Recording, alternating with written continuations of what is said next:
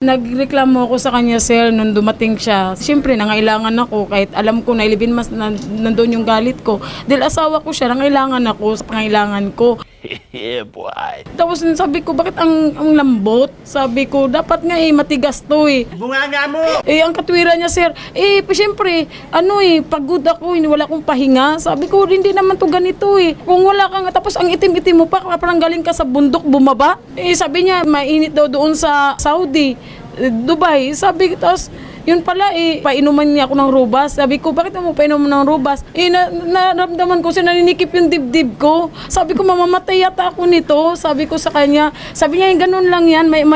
Sabi niya, inom lang daw ako ng tubig. Sabi niya, murmurahin lang daw nabili niya, sir, kasi 100 ang yata o 100 mahigit.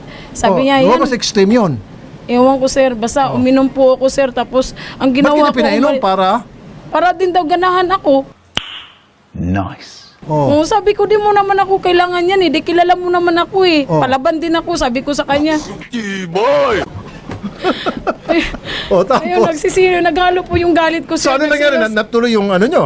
Hindi po, ganun pa rin, malambot pa rin po. Sabi niya matagal daw ang epekto, mamayang gabi pa raw. Sabi ko, ano yan, pinainom mo ko ng maaga, tapos mamayang gabi pa palang epekto niyan. Kasalanan mo naman lahat yan Wala epekto sa'yo.